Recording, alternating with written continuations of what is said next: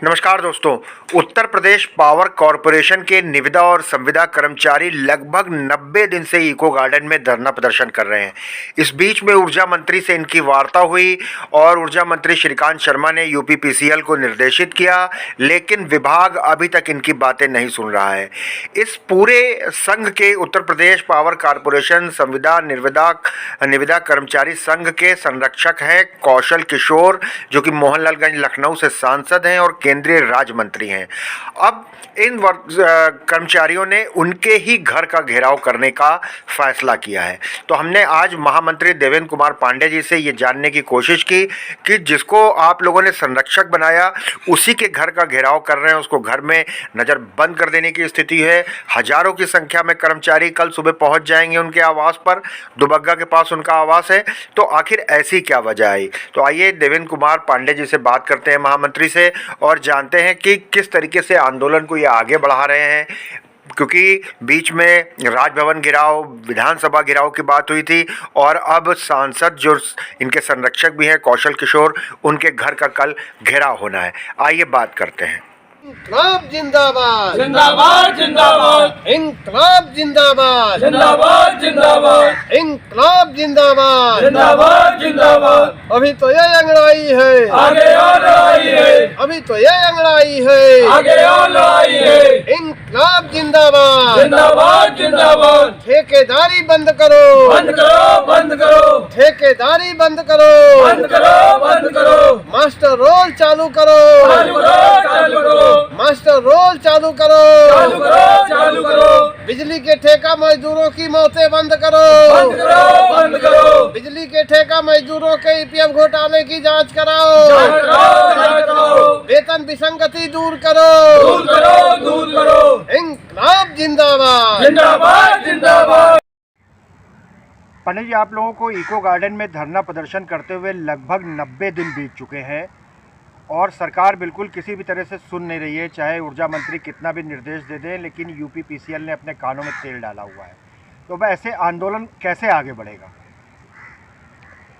ये कोई सुन नहीं रहा है, या ये कहिए कि बार बार वादा खिलाफी पावर कॉरपोरेशन प्रबंधन के उच्च अधिकारियों द्वारा किया जा रहा है। इसीलिए तो आंदोलन आगे बढ़ रहा है। यदि इन लोगों द्वारा सुना जाता या वादा खिलाफी नहीं की जाती तो शायद हो सकता था कि आज 89 दिन हमको यहाँ बैठे नहीं हो रहे होते। और ये लोग, प्रबंधन के लोग चाह रहे हैं कि आउटसोर्स कर्मचारी जो बिजली के हैं ये आंदोलन करते रहें ताकि सरकार की बदनामी होती रहे। ये सरकार विरोधी प्रबंधन है।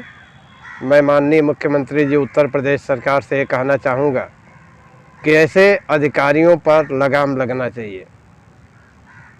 कल के लिए भी आपने एक बड़ा अनाउंसमेंट किया था, क्योंकि कौशल किशोर ही आपके संघ के मुख्य संरक्षक हैं और उन्हीं के घर का आप घेराव करने जा रहे हैं। ये कैसी विसंगति है कि संघ अपने ही संरक्षक का विरोध कर रहा है?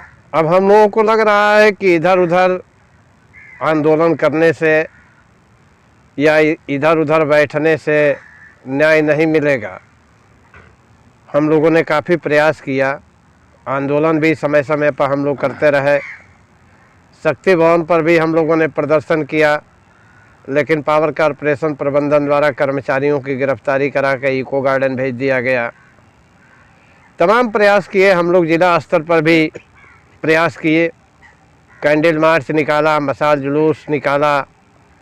7 सितंबर से 9 सितंबर तक इको गार्डन में विशाल धरना प्रदर्शन किया गया।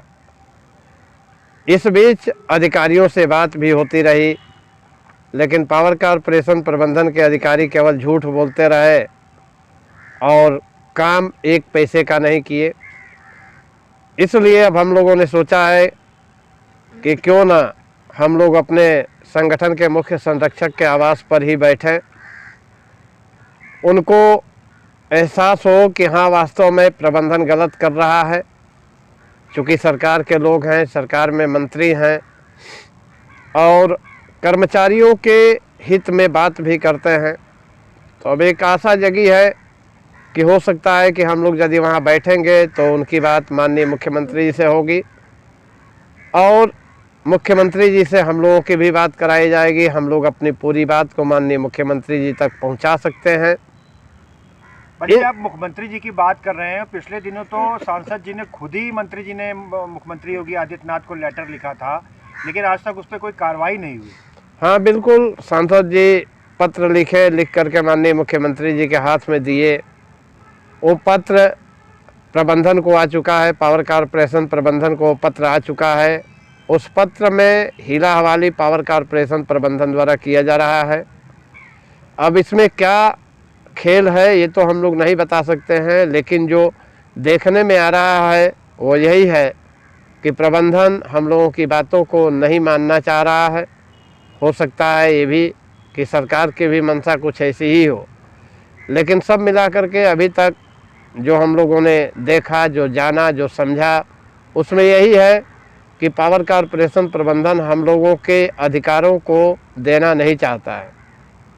तो कल 5 दिसंबर है, क्या कार्यक्रम रहेगा, कहाँ इकट्ठा होंगे और किस तरीके का आंदोलन होगा कल? हम लोग कल माननीय सांसद कौशल किशोर जी के बेगरिया स्थित आवास जो दुबग्गा चौराहे के पास है, वहीं पर सब लोग सुबह 9 बजे इकट्ठा होंगे।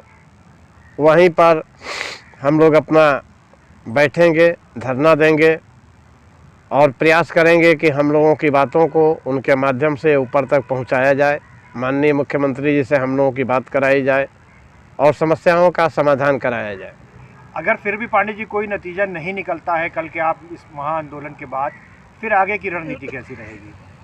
आगे की रणनीति पहले ही हम लोगों ने तय कर लिया है कि माननीय सांसद कौशल किशोर जी के आवास पर बैठने के बावजूद भी यदि न्याय नहीं मिलता है तो 16 दिसंबर 2021 को हम लोग राजभवन पर बैठेंगे।